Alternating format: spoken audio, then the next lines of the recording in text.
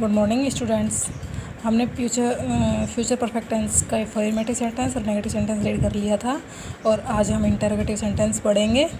देखो, interrogative sentence का मैंने फर्स्ट रूल लिखा है, इन वाक्यों में विल या सेल का प्रयोग वाक्य के आरंभ में अर्थात सब्जेक्ट से पहले किया जाता है। विल या सेल का प्रयोग सब्जेक्ट से पहले किया जाता है। सेकंड नियम है इसका, सब्जेक्ट के साथ हैव तथा वर्ब की थर्ड फॉर्म का प्रयोग किया जाता है। कौन सी वर्ब की?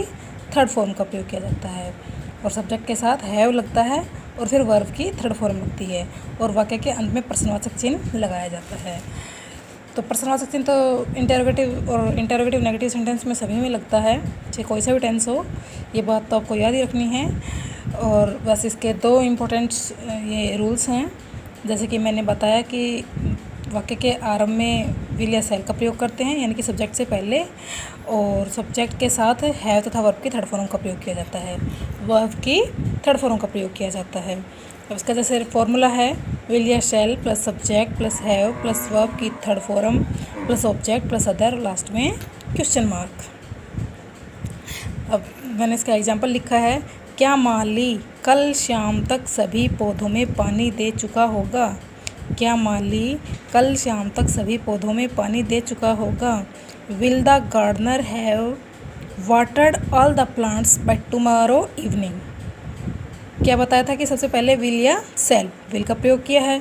सब्जेक्ट द गार्डनर, माली, एक माली जाति के लिए ये वर्ड यूज हुआ है, तो उसके सामने हमने पहले दा लगाया है। फिर उसके साथ मैंने बताया था कि हैव लगेगा और फिर वर्ब की third form watered all the plants by tomorrow evening, last में क्वेश्चन मार्क। क्या तुम्हारे जाने से पहले सीता चावल पका चुकी होगी?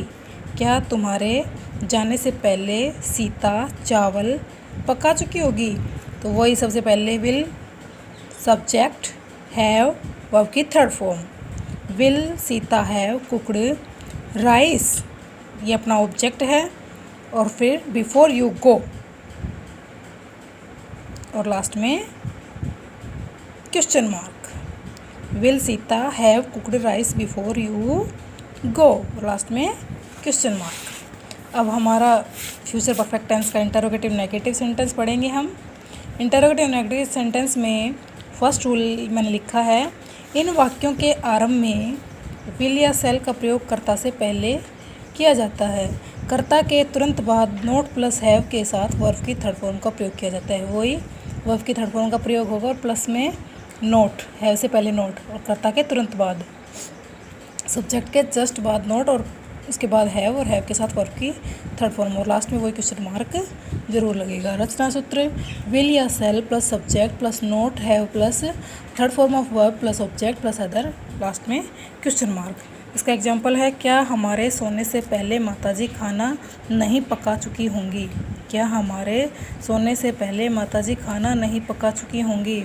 Will mother not have taken food before we sleep?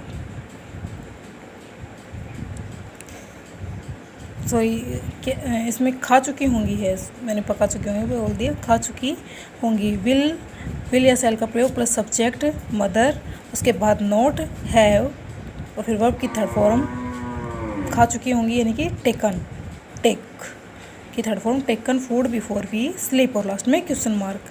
इसका सेकंड एग्जांपल है, क्या डॉक्टर के आने से पहले मरीज नहीं मर चुका होगा? और लास्ट में क्वेश्चन मार्क।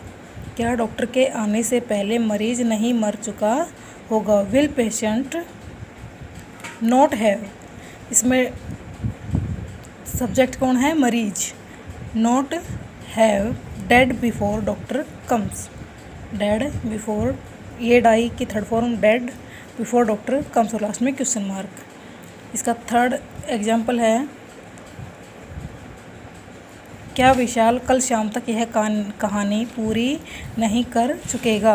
क्या विशाल कल शाम तक यह कहानी पूरी नहीं कर चुकेगा?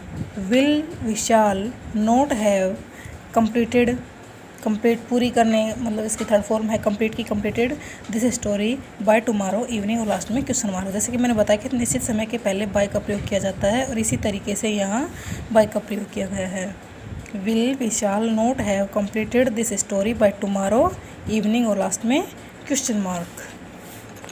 Thank you.